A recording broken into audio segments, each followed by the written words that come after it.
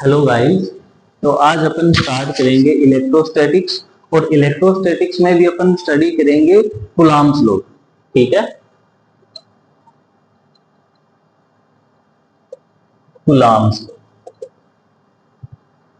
Coulomb एक scientist था जिसने चार्जेस की स्टडी की और इसने एक बहुत ही प्यारा सा लॉ दिया अपने को।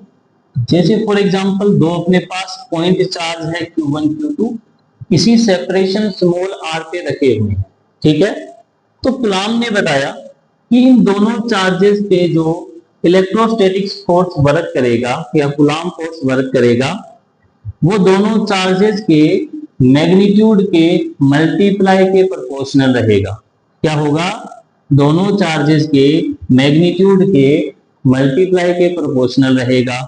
और जो इनका बीच का सेपरेशन है, बीच की डिस्टेंस है, जिसे अपन ने स्मॉल r से डिनोट किया है, इस डिस्टेंस की स्क्वायर के इनवर्सली प्रोपोर्शनल रहेगा।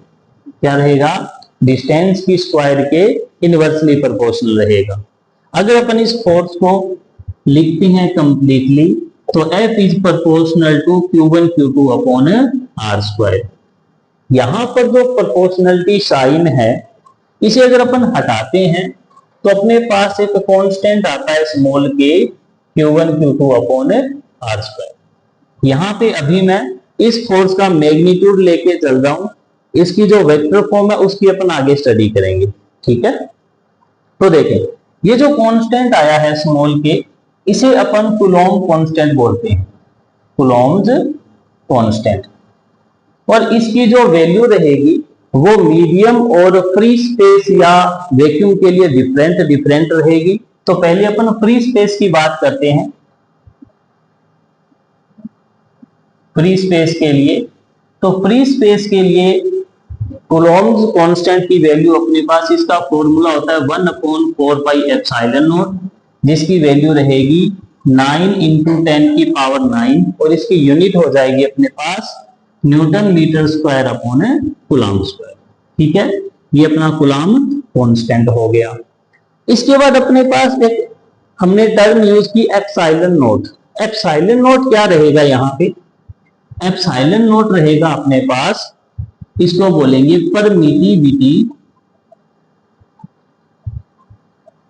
परमिटिविटी ऑफ फ्री स्पेस, या फिर अपन इसको वैक्यूम की परमिटिविटी बोल देंगे। अब एप्सिलॉन नॉट पे अपन आगे देखते हैं कि इसका फिजिकल मीनिंग क्या है। देखो, ये तो मैथमेटिकल टर्म है, इसका फिजिकल मीनिंग समझेंगे एप्सिलॉन नॉट का कि क्या चीजें डिनोट करेगा।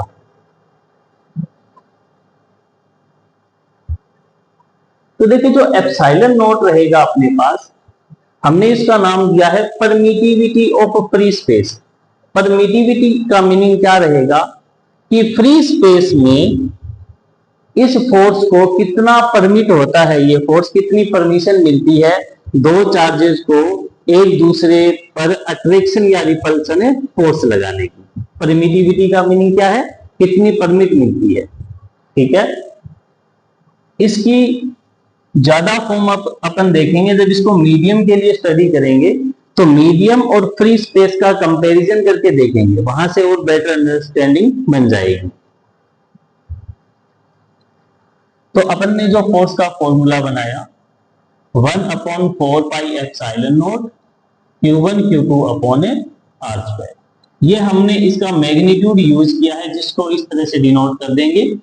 और मैग्नीट्यूड को भी अपन ने वैक्यूम के लिए यूज किया। अब अपन बात करते हैं इस दो चार्जेस का जो सिस्टम है इसको अपन किसी मीडियम में रख देते हैं। जैसे मैंने एक मीडियम बना दिया इस तरह से।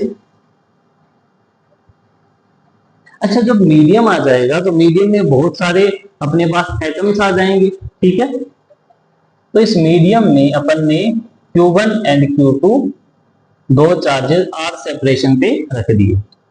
अब देखो यहां पे क्या फर्क होगा। वैक्यूम में हमने दो चार्जेस रखे, उनके बीच कूलॉम फोर्स लगेगा। मीडियम में दो चार्जेस रखे, उनके बीच कूलॉम फोर्स लगेगा। क्या दोनों एक जैसे लगेंगे या दोनों डिफरेंट होंगे? कौन ज्यादा होगा, कौन कम होगा? तो इसको मैं एक बेसिक अंडरस्टैंडिंग बताता हूं। जैसे कि ये मीडियम था अपना, इस मीडियम में बहुत सारे एटम थे। ठीक है। अब क्या होता है कि जो बहुत सारे एटम होते हैं, एटम में प्रोटॉन और इलेक्ट्रॉन होंगे। अब देखो यहां पर एक टर्म आता है डाई इलेक्ट्रिक कॉन्स्टेंट। क्या आता है? Dielectric constant. अच्छा वो आता क्यों है यहाँ पे डाई इलेक्ट्रिक कॉन्स्टेंट, उसको थोड़ा सा समझेंगे अपन पोलराइजेशन से। किससे समझेंगे? पोलराइजेशन से, या फिर उसको डायपोल से समझ सकते हैं। जैसे कि अपने पास ये एटम है, इसमें क्या है, एक बार मैं न्यूट्रॉन को नहीं लिखता हूं, सिर्फ प्रोटॉन को लिखता हूं पॉजिटिव चार्ज के अकॉर्डिंग। तो जो एटम होगा उसकी न्यूक्लियस में पॉजिटिव चार्ज है, और जो इलेक्ट्रॉन रहेगा वो उसके सराउंडिंग सर्कुलर पाथ में मोशन करेगा, सर्कुलर मोशन करेगा। ठीक है। तो अब क्या होगा कि ये इलेक्ट्रॉन इस पाथ पर हमें सिमेट्रिकली डिस्ट्रीब्यूटेड दिखाई देगा। क्या देगा? सिमेट्रिकली डिस्ट्रीब्यूटेड दिखाई देगा। तो यहां पे अपन आगे जब इलेक्ट्रिक फील्ड वगैरह की स्टडी करेंगे उसमें अपन यहाँ पर इसकी डेरिवेशन भी देखेंगे कि ये जो सिमेट्रिकली डिस्ट्रीब्यूटेड चार्ज है इसको अपन सेंटर पे पॉइंट चार्ज की फॉर्म में कंसीडर कर सकते हैं। क्या कर सकते हैं? सेंटर पे पॉइंट चार्ज की फॉर्म में कंसीडर कर सकते हैं। तो इस सिस्टम को मैं इस तरह से एटम को बना सकता हूं कि इसके सेंटर में पॉजिटिव और नेगेटिव चार्ज दोनों होंगे। ठीक है। और जब पॉजिटिव नेगेटिव चार्ज दोनों रहेंगे और इसमें दो चार्जेस को रखा जाएगा तो इन पर एक्सटर्नल इलेक्ट्रिक फील्ड लगेगा, जो कि अपन आगे स्टडी करेंगे। तो उसमें क्या होता है कि इलेक्ट्रिक फील्ड में इनका सेपरेशन हो जाता है इस तरह से। ठीक है। दोनों चार्जेस किसी डिस्टेंस पे आ जाते हैं जिसे अपन बोलते हैं डायपोल। क्या बोलेंगे? डायपोल। अब ऐसे बहुत सारे डायपोल बन जाते हैं उस मीडियम में, और इन डायपोल से भी इनके ऊपर फोर्स लगेगा। तो ऐसे बहुत सारे डायपोल का जो कंबाइन इफेक्ट है उसको अपन यूज करते हैं, क्योंकि अलग अलग कैलकुलेशन नहीं कर सकते। ठीक है। तो कंबाइन इफेक्ट जब यूज करेंगे तो यहां पर जो रिजल्टेंट फोर्स आएगा वो वैक्यूम में जो फोर्स है उससे कुछ कम मिलता है अपने को। रीजन क्या है इसका? रीजन है डाइलेक्ट्रिक कांस्टेंट या फिर यहाँ पे डायपोल। तो मैंने आपको बेसिक चीजें थोड़ी सी बता दी। अब मैं फॉर्मूले पे आता हूं। तो यहां पे जो डाइलेक्ट्रिक कांस्टेंट आएगा, जो फोर्स की वैल्यू आएगी एफ प्राइम, इसको मैं लिखूंगा 1/4πε0। अब देखो डाइलेक्ट्रिक कांस्टेंट को कैपिटल के से भी लिख देते हैं या फिर इसको एप्सिलॉन आर से भी डिनोट कर देते हैं, Q1 Q2 upon r square, या फिर इसको लिख देते हैं 1/4πε0 are Q1 Q2 upon r square. ठीक है। अब यहां पे अपन देखेंगे कि जो एफ प्राइम की जो वैल्यू आई मीडियम में, कूलम्ब फोर्स की जो वैल्यू आई वो अपना वैक्यूम में जो फोर्स था उसके अपॉन में स्मॉल के या एप्सिलॉन आर लगा दे, ये वैल्यू आई अपने पास। यहां से अपने को पता चला कि मीडियम में जो कूलम्ब फोर्स है वो वैक्यूम के कंपैरिजन में कम मिलता है, उसकी वैल्यू डिक्रीज हो जाती है। ठीक है। अब इन टर्म्स को मैं डिफाइन करता हूं। जो एप्सिलॉन आर है इसको अपन डाई इलेक्ट्रिक कांस्टेंट भी बोल देते हैं, ये इसको अपन ने कैपिटल के से लिखा है, या फिर इसको एक वर्ड और देते हैं रिलेटिव परमिटिविटी। क्या बोलते हैं? Relative permittivity. ठीक है। ये भी एक टाइप की परमिटिविटी बन गई। अब यहां से जो एप्सिलॉन नॉट और एप्सिलॉन आर का जो मल्टीप्लाई है इसको बोलेंगे अपन परमिटिविटी ऑफ मीडियम। क्या बोलेंगे? Permittivity of medium. यहां पर भी एक बहुत अच्छा कंसेप्ट निकल के आता है। जैसे कि अपन ने एप्सिलॉन नॉट एप्सिलॉन आर को बोल दिया परमिटिविटी ऑफ मीडियम, और इसको डिनोट करेंगे एप्सिलॉन से। Epsilon equal to epsilon naught epsilon r. ठीक है। यहां पे जो एप्सिलॉन अपने पास आया जिसे अपन ने परमिटिविटी ऑफ मीडियम बोला है, इसका फिजिकल मीनिंग क्या है, ये क्या इफेक्ट करेगा फोर्स में, वो देखें अपन।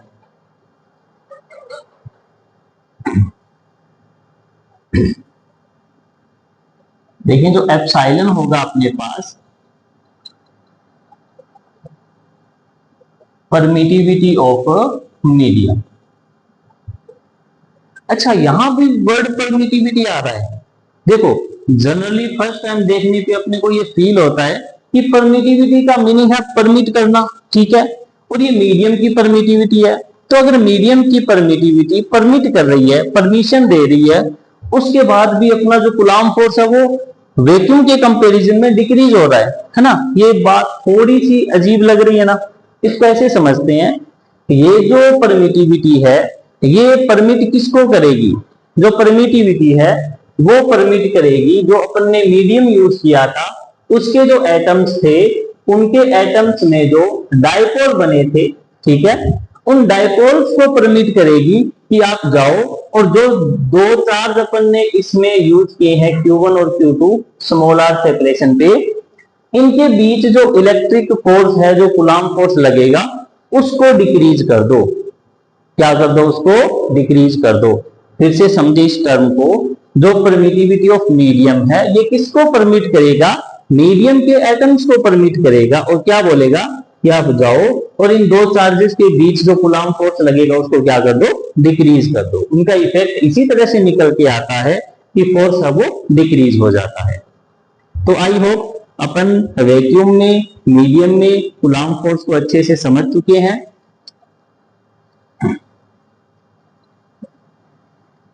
अच्छा तो ठीक है, अपना कूलम्ब फोर्स अपन ने वैक्यूम में देख लिया, मीडियम में देख लिया। अच्छा इसकी वेक्टर फॉर्म देखने से पहले ना इसकी कुछ प्रॉपर्टीज देखते हैं बेसिक, ठीक है, क्या क्या इसकी प्रॉपर्टीज है, क्या क्या इसकी लिमिटेशन है। तो इस फोर्स की जो प्रॉपर्टीज रहेगी कूलम्ब फोर्स की, जो फर्स्ट प्रॉपर्टी इसकी रहेगी, अच्छा 11th क्लास में ना अपन ने जो न्यूटन लॉ देखे थे, तो न्यूटन का जो थर्ड लॉ था एक्शन रिएक्शन, कौन सा, एक्शन रिएक्शन, तो ये उस लॉ को फॉलो करता है। फॉर एग्जांपल जैसे अपन ने चार्ज लिया था Q1 एंड चार्ज लिया था Q2, इनका सेपरेशन R था, अपन ने कूलम्ब फोर्स को डिफाइन किया था कि Q1 Q2 upon R square. अब ये जो कूलम्ब फोर्स लगेगा, जितना कूलम्ब फोर्स Q1 Q2 पे लगाएगा मैग्नीट्यूड में, उसके इक्वल मैग्नीट्यूड का कूलम्ब फोर्स Q2 Q1 पे भी लगाएगा। जितना कूलम्ब फोर्स Q1 Q2 पे लगाएगा उतना ही Q2 Q1 पे लगाएगा। मैग्नीट्यूड इक्वल रहेगा, डायरेक्शन अपोजिट। क्या होगा, मैग्नीट्यूड इक्वल, डायरेक्शन अपोजिट, ठीक है। अगर मैं एक फोर्स को F12 लिख दूं, दूसरे फोर्स को F21 लिख दूं, ठीक है, यानी कि सेकंड पे Q2 पे फोर्स Q1 के द्वारा, Q1 पे फोर्स बाय Q2, तो दोनों का मैग्नीट्यूड क्या रहेगा, इक्वल, और डायरेक्शन क्या रहेगी, अपोजिट। तो मैं इसको ऐसा लिख सकता हूं कि F12 vector equal to minus F21 vector, F12 vector equal to minus F21 vector. इसकी वेक्टर की फॉर्म आकर अपन इस प्रॉपर्टीज के बाद स्टडी कर लेंगे। फिर इसकी एक सेकंड प्रॉपर्टी आती है कि कूलम्ब फोर्स हमेशा सेंट्रल फोर्स रहता होता है। क्या होता है कूलम्ब फोर्स, सेंट्रल फोर्स। अच्छा सेंट्रल फोर्स किसे बोलेंगे, देखो सेंट्रल फोर्स हमेशा दोनों चार्जेस को जो अलाइन करने वाली लाइन है, जो जोड़ने वाली लाइन है, उसी के अलोंग लगेगा, ठीक है। अब ये दो चार्जेस अपने पास है, तो इन पर जो कूलम्ब फोर्स लगेगा वो इसी लाइन के अलोंग लगेगा, चाहे अट्रैक्शन का हो, रिपल्शन का हो, किसी भी टाइप का हो, हमेशा इस लाइन जॉइनिंग के अलोंग लगेगा। इसी को क्या बोलते हैं, सेंट्रल फोर्स, ठीक है। थर्ड प्रॉपर्टी अपन इसकी देखें कि जो कूलम्ब फोर्स है ये कंजर्वेटिव नेचर का होता है, कंजर्वेटिव नेचर। या इसके लिए एक टर्म और यूज करते हैं जो अपन 12th बेसिस पे आती नहीं है, आगे पीजी या पोस्ट ग्रेजुएशन वहां पर अपन पढ़ते हैं इसको, तो वो टर्म होती है इररोटेशनल वेक्टर। क्या होती है, इररोटेशनल वेक्टर। कोई भी vector, for example coulomb force भी वेक्टर क्वांटिटी है, कोई भी वेक्टर अगर इररोटेशनल होगा तो उसके लिए एक फॉर्मूला लिखते हैं अपन, del cross F equal to 0। इसको बोलते हैं कर्ल। क्या बोलेंगे, curl of F vector is equal to 0। अब इस चीज का फिजिकल मीनिंग क्या रहेगा कि कंजर्वेटिव नेचर का फिजिकल मीनिंग क्या है, इररोटेशनल वेक्टर का फिजिकल मीनिंग क्या है, तो अपन कंजर्वेटिव वेक्टर का फिजिकल मीनिंग यहाँ पे देखेंगे।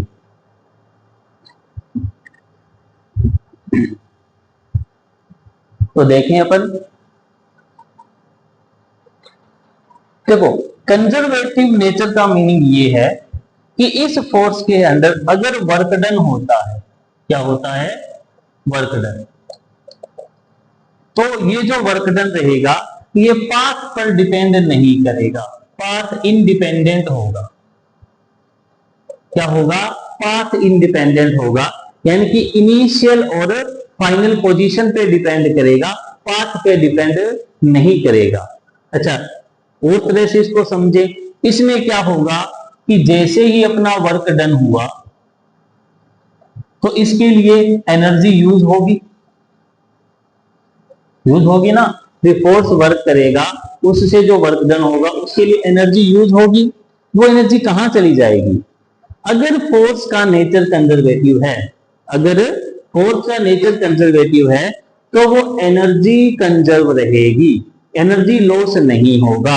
क्या नहीं होगा, एनर्जी लॉस नहीं होगा, तो वो एनर्जी स्टोर हो जाएगी, अपने को वापस मिल जाएगी, किस फॉर्म में, इलेक्ट्रोस्टैटिक पोटेंशियल एनर्जी की फॉर्म में, इस फॉर्म में इलेक्ट्रोस्टैटिक पोटेंशियल एनर्जी की फॉर्म में, जिसका फॉर्मूला अगर आप आगे स्टडी करेंगे Q1Q2 अपॉन R रहेगा।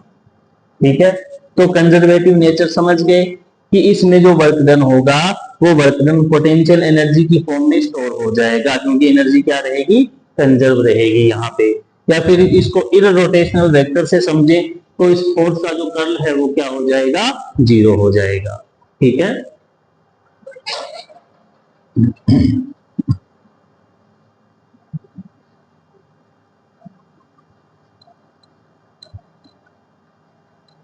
अब अपन इसकी कुछ लिमिटेशन भी देखते हैं कि कूलॉम फोर्स की लिमिटेशन क्या क्या रहेगी। देखो बहुत बेसिक है कि अपन इलेक्ट्रोस्टैटिक में इसकी स्टडी करते हैं। स्टैटिक का मीनिंग यही होता है कि वेलोसिटी 0, स्टैटिक का मतलब static charge, charge at rest, तो यहां पर वेलोसिटी क्या रहनी चाहिए, 0। तो फर्स्ट पॉइंट लिमिटेशन यही होगी कि जो अपन चार्ज इसके लिए यूज करेंगे वो रेस्ट पे होना चाहिए, चार्ज एट रेस्ट। ठीक है, चार्ज किस पे रहेगा, रेस्ट पे रहेगा। हाँ, इसमें अपन ये एक यूज कर सकते हैं कि रेस्ट में होने का मीनिंग ऑलवेज वेलोसिटी 0 होना नहीं होता, रेस्ट में होने का मीनिंग ऑलवेज वेलोसिटी 0 होना नहीं होता। इसको रिलेटिव रेस्ट भी बोल सकते हैं कि दो चार्जेस है वो इक्वल वेलोसिटी से मोशन कर रहे हैं तो भी एक दूसरे के रिलेटिव रेस्ट पर हैं। ठीक है, अच्छा, एक चार्ज रेस्ट पे है, दूसरा चार्ज v वेलोसिटी से मोशन कर रहा है, तो उनके बीच क्या फिनोमिना होगा, उनके बीच होगा कि अपन कूलॉम लॉ यूज डायरेक्ट नहीं कर सकते, क्योंकि वहां पर चार्ज की मोशन से मैग्नेटिक फील्ड आ जाएगा, और मैग्नेटिक फील्ड आने से वहां पे जो फोर्स होगा लोरेंज फोर्स फॉर्मूला यूज होगा, लोरेंज फोर्स लगेगा, वेलोसिटी नॉट इक्वल टू 0, जिसका फॉर्मूला होगा Q E vector plus V vector cross B vector. ठीक है, तो इसमें लोरेंज फोर्स लगेगा। सेकंड अपन इसकी लिमिटेशन देखें तो यहां पर size of charge very small, या स्मॉल कर ले simply, size of charge are small. हमें स्मॉल चार्ज के, स्मॉल साइज के चार्ज कंसीडर करने हैं। अच्छा, यहां पर चार्ज स्मॉल होने का ये मीनिंग बिल्कुल नहीं है कि चार्ज का साइज हमेशा अपने को स्मॉल लेना है, ये मीनिंग बिल्कुल नहीं है। देखो इसका मीनिंग क्या है, यहाँ पे अपन ने दो चार्ज कंसीडर किए, मैं एक बार स्फेरिकल चार्ज कंसीडर कर लेता हूं Q1 एंड Q2, इनका बीच का सेपरेशन R। स्मॉल चार्ज होने का मीनिंग ये है कि जो चार्ज का साइज है इसके कंपैरिजन में जो बीच का सेपरेशन है वो बहुत ज्यादा होना चाहिए। क्या होना चाहिए, चार्ज के साइज के कंपैरिजन में बीच का सेपरेशन है बहुत ज्यादा होना चाहिए। तो जब बहुत ज्यादा सेपरेशन पे अगर लार्ज चार्ज भी रखा होगा तो वो अपने को स्मॉल दिखाई देगा। ठीक है, तो ये स्मॉल चार्ज इस सिचुएशन के अकॉर्डिंग स्मॉल कंसीडर करना है इसको, अदरवाइज वैसे लिमिटेशन नहीं कि आप एकदम स्मॉल कंसीडर कर लो।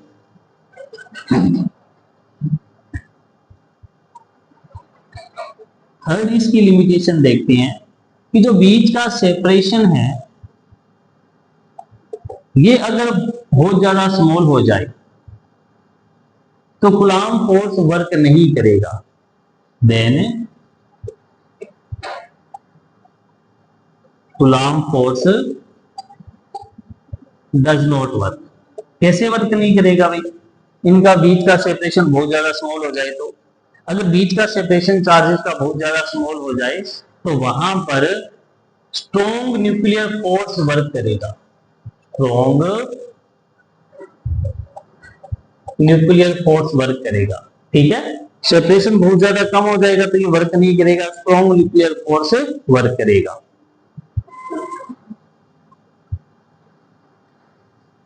अच्छा, इसके बाद इसकी एक लिमिटेशन बहुत ही अच्छी है, तो बेसिकली अपन उसको नेग्लेक्ट कर देते हैं, उस बात पर ध्यान नहीं देते। वो क्या है कि जैसे मैंने चार्ज यूज किया Q1, ठीक है, सेकंड चार्ज यूज किया Q2, क्या मैं इन चार्जेस को जो इलेक्ट्रॉन पे चार्ज होता है या फिर इन किसी पर डायरेक्ट इलेक्ट्रॉन पुट कर सकता हूं? जैसे मैंने बोला कि Q1 इलेक्ट्रॉन है, Q2 भी इलेक्ट्रॉन है, क्या ये सिचुएशन पॉसिबल है? आज सेपरेशन पे रखे हैं तो क्या इन पे कूलम्ब फोर्स लगेगा? क्या सेम तरह से वर्क करेगा? देखो यहाँ पे डिफिकल्टीज आती है। देखो अगर अपन न्यूमेरिकल पर्पज से देखें तो वहां पर न्यूमेरिकल वैल्यू देके सॉल्व करवा देते हैं, बट एक्चुअल में कंसेप्ट क्या रहेगा यहाँ पे थोड़ा ध्यान देना। जब अपन चार्ज को इलेक्ट्रॉन लेवल पे लेके चलेंगे, इतने स्मॉल लेवल पे, तो जो इलेक्ट्रॉन है उसका साइज बहुत ज्यादा स्मॉल हो जाएगा। ठीक है, और इसका साइज इतना स्मॉल हो जाएगा कि सॉरी, इलेक्ट्रॉन का साइज तो स्मॉल ही ऑलरेडी, इलेक्ट्रॉन का साइज तो स्मॉल है। तो जब इलेक्ट्रॉन यहां पे ड्यूल नेचर शो करेगा, क्या करेगा इलेक्ट्रॉन? पार्टिकल तो होता ही है, साथ में ये वेव नेचर भी शो करेगा। क्या शो करेगा? Wave nature. तो यहां पे सिचुएशन क्या बनेगी कि जब इलेक्ट्रॉन वेव नेचर शो करेगा तो इसकी स्टडी के लिए हमें क्वांटम फिजिक्स की रिक्वायरमेंट होती है। इसकी रिक्वायरमेंट रहेगी क्वांटम फिजिक्स की। तो यहां पर अपन क्वांटम फिजिक्स और कूलम्ब लॉ को दोनों को एक साथ यूज नहीं कर सकते, तो यहां पे भी अपन कूलम्ब लॉ को यूज नहीं कर पाएंगे। ठीक है,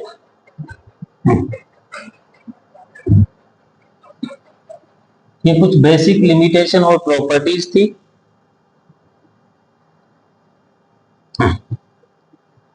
अब अपन आते हैं इसकी वेक्टर फॉर्म, कूलम्ब फोर्स की वेक्टर फॉर्म। ठीक है, देखो अगर आपको थोड़ा सा वेक्टर के बारे में नॉलेज है बेसिक, तो ये आराम से समझ सकते हैं अपन। जो वेक्टर फॉर्म रहेगी अपने पास, जैसे मैंने सेंटर को O से डिनोट किया, ये पॉइंट A है, इसके कोऑर्डिनेट XY डिनोट किए, और इस डिस्टेंस को R वेक्टर डिनोट किया, यहाँ पे चार्ज Q1 और इस पॉइंट पे Q2। अच्छा, इसका वेक्टर फॉर्म अपने को सिंपली दोनों चार्ज मैंने पॉजिटिव कंसीडर किए हैं, Q1 भी पॉजिटिव है, Q2 भी पॉजिटिव है। तो जो न्यूटन का लॉ था उसके अकॉर्डिंग हमने देखा था दोनों एक्शन रिएक्शन फोर्स अप्लाई करते हैं।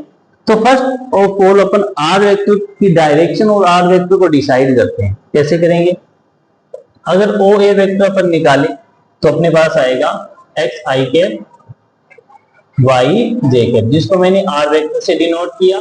अगर ए ओ वेक्टर को निकालेंगे तो minus x i cap and minus y j cap, जिसको माइनस आर वेक्टर से डिनोट किया। तो फर्स्ट ऑफ ऑल अपन देखेंगे F12 वेक्टर। क्या देखेंगे? F12 वेक्टर, यानी कि force on second charge due to first, force on second charge due to first. तो यहां पे जो F12 आएगा अपने पास A Q1 Q2 अपॉन है। अच्छा, अब इनके बीच का सेपरेशन कितना है अपने पास? तो यहाँ पे R की स्क्वायर आ जाएगी। अब डायरेक्शन देखें, जो F12 रहेगा सेकंड चार्ज पे फर्स्ट चार्ज से जो फोर्स लगेगा वो रिपल्शन का लगेगा, ये हो जाएगा अपने पास F12 वेक्टर। तो F12 वेक्टर की डायरेक्शन रहेगी वो ओ ए की डायरेक्शन में जाएगी, जिसको अपन लिख देंगे आर वेक्टर, या इसकी डायरेक्शन आ जाएगी आर के। कैसे? जो अपन ने आर वेक्टर लिखा था, देखो वेक्टर क्या होता है, वेक्टर में मैग्नीट्यूड और डायरेक्शन दोनों होती है। यहां से डायरेक्शन निकालेंगे तो अपने पास आ जाएगा आर वेक्टर अपॉन इसका मैग्नीट्यूड। ठीक है, तो अपन ने यहाँ पर इसकी ओनली डायरेक्शन डिनोट कर दी। इसी टाइप से अगर अपन F21 वेक्टर लिखेंगे तो अपने पास आ जाएगा Q1 Q2 upon separation are square. और देखो फर्स्ट पे सेकंड से जो फोर्स लगेगा वो इस डायरेक्शन में लग जाएगा F21 वेक्टर। तो ये जो डायरेक्शन होगी, जो ओ ए के अपोजिट वाली डायरेक्शन होगी, इसमें अपने पास आ जाएगा माइनस आर के, जस्ट अपोजिट वाली। या यहां से एक सिंपल तरह से डायरेक्शन समझनी हो तो जो ग्रेविटेशनल फोर्स होता है उसकी डायरेक्शन से भी समझ सकते हैं। हम ग्रेविटेशनल फोर्स को क्या लिखते हैं,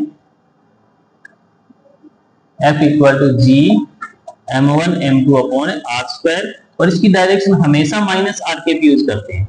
रीजन क्या होता है कि ये डायरेक्शन टुवार्ड्स द सेंटर होती है, टुवार्ड्स द सेंटर।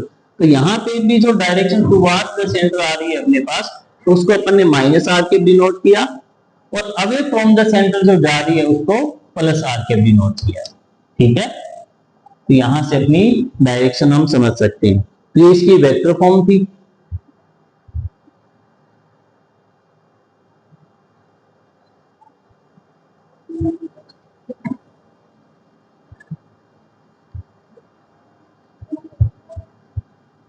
चलो थोड़ा बेसिक हो गया, अब कुछ एप्लीकेशन लेते हैं।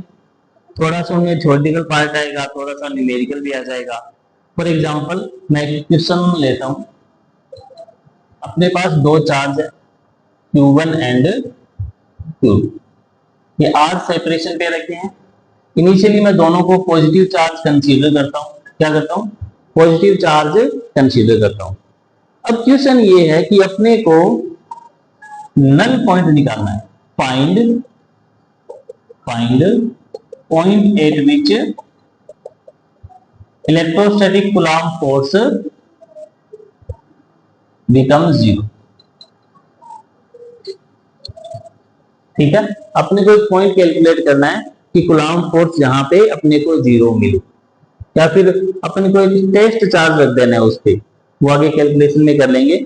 हमें वो पॉइंट फाइंड आउट करना है जिस पर कूलम्ब फोर्स है रिजल्टेंट वो क्या मिले अपने को 0 मिले। तो इसमें अलग अलग सिचुएशन रहेगी, दोनों पॉजिटिव चार्ज हो सकते हैं, दोनों नेगेटिव हो सकते हैं, या फिर एक पॉजिटिव और दूसरा नेगेटिव हो सकता है।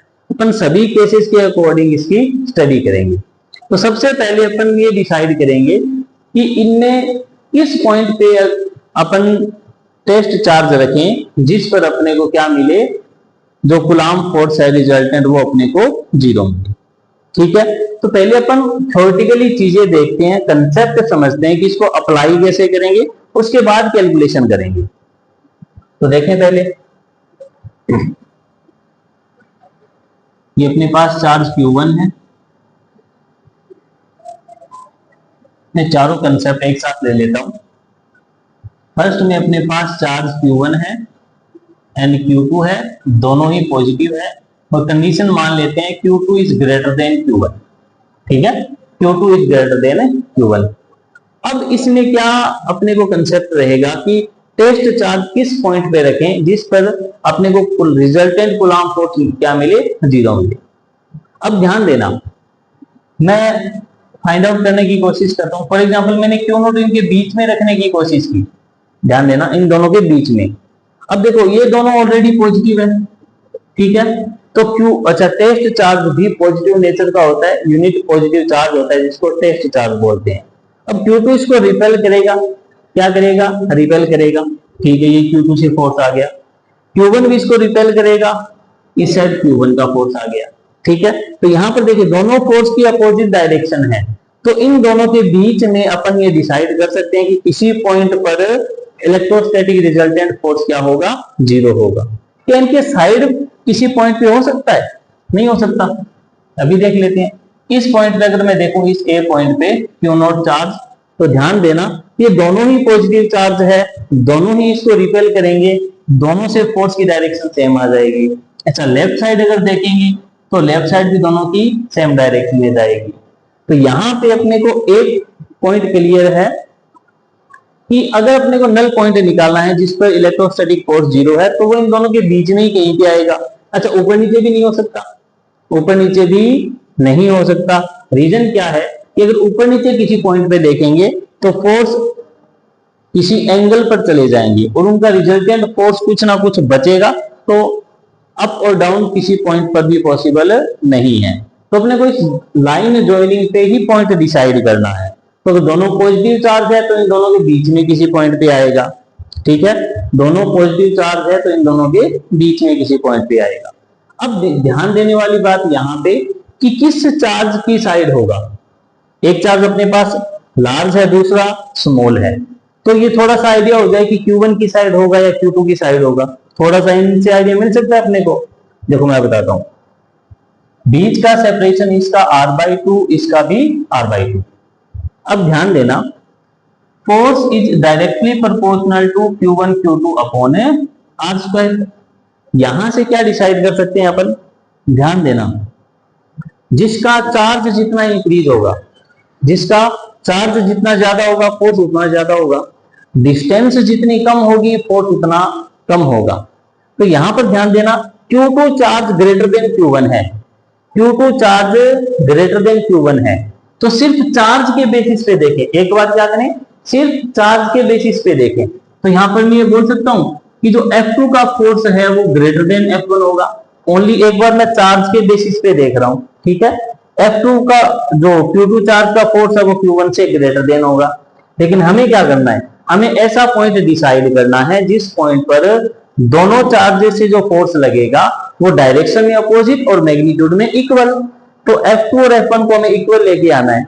देखो first of all Q2 greater than है तो F2 ज्यादा आ रहा है, हमें क्या करना है, दोनों को बैलेंस करना है।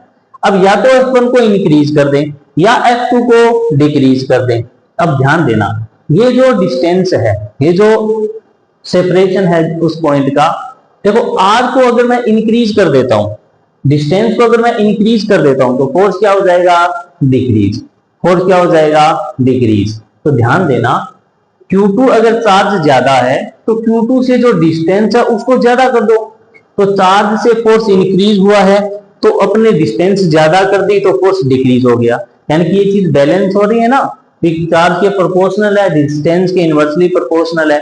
अगर Q2 ज्यादा है तो Q2 से थोड़ा दूर कर दो उसको, तो क्या हो जाएगा, सेपरेशन बढ़ने से फोर्स क्या हो जाएगा, डिक्रीज। तो यहां पर अपने को पता चला कि जो चार्ज बड़ा है उस चार्ज से दूर कर दो, नल पॉइंट को क्या कर दो, दूर कर दो। तो नल पॉइंट और चार्ज के बीच का सेपरेशन बढ़ने से फोर्स क्या हो रहा है, डिक्रीज हो रहा है, यानी कि बैलेंसिंग की सिचुएशन आ रही है। कैसे, इसको ऐसे समझे, ये चार्ज Q1 है, ये Q2 है, ठीक है, Q2 ग्रेटर देन Q1 है, तो ये इनका सेंटर पॉइंट है ना। तो मैंने किसी इस पॉइंट पे डिसाइड कर दिया कि यहाँ पे मैंने Q0 चार्ज रखा है, तो ये सेपरेशन कितना है, x है, और इधर वाला क्या हो गया, r-x। तो देखो मैंने Q0 को किस साइड रखा है, सॉरी इसको Q1 की साइड रखना है, दूर करना है ना इससे, एक सेकेंड, Q1 की साइड रखना है, Q0, ये x डिस्टेंस हो गई और ये अपनी r-x डिस्टेंस हो गई, ठीक है। मैंने किस साइड कर दिया, Q1 की साइड। रीजन क्या था कि Q1 चार्ज स्मॉल था तो इससे फोर्स क्या हुआ, Q2 के फोर्स के कंपेयर में कम था, तो हमने सेपरेशन को, Q1 के सेपरेशन को कम कर दिया, Q1 और Q0 के सेपरेशन कम हो गया तो फोर्स इंक्रीज हो गया, ठीक है। तो यहां से फोर्स की बैलेंसिंग की सिचुएशन आ गई। सेम कंसेप्ट अपन किसके लिए यूज कर सकते हैं, दो नेगेटिव चार्ज के लिए।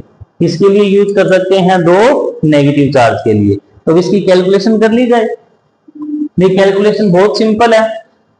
F12 फोर्स का जो मैग्नीट्यूड है वो किसके इक्वल आना चाहिए, F21 फोर्स के मैग्नीट्यूड का, या फिर ऐसा लिख दें कि F12 force plus F21 vector, ये दोनों क्या हो जाने चाहिए, इस पॉइंट पर जीरो हो जाने चाहिए। यानी कि दोनों का मैग्नीट्यूड क्या आना चाहिए, इक्वल, और डायरेक्शन क्या आनी चाहिए, अपोजिट। तो यहां से क्या कैलकुलेशन कर सकते हैं अपन, बहुत सिंपल है। F12 क्या आ जाएगा, तो इसको F12 की जगह F10 और F20, F10 और F20, ये ज्यादा बेटर है। ठीक है, तो यहां से जो फोर्स आएगा कि Q1 Q0 upon x square equal to के Q2 Q0 upon r minus x की स्क्वायर। ठीक है, अपन ने दोनों के मैग्नीट्यूड को इक्वल कर दिया। यहां से सिंपल कैलकुलेशन बचेगी अपने पास कि Q1 अपॉन एक्स स्क्वायर और Q2 upon r minus x square. यहां से अपन कैलकुलेशन कर लेंगे इसकी, और अपने पास क्या आ जाएगा, जो सेपरेशन है बीच का वो आ जाएगा। तो मैं करके बता देता हूं इसकी कैलकुलेशन। अच्छा, रूट हटा देंगे तो अपने पास बचेगा अंडर रूट Q1 और r माइनस एक्स, इधर बचेगा अंडर रूट Q2 और अपने पास x बचेगा। तो से under root Q1 r minus under root Q1 x is equal to under root Q2 x। यहां से Q1 r is equal to x common आ जाएगा, under root Q1 plus under root Q2।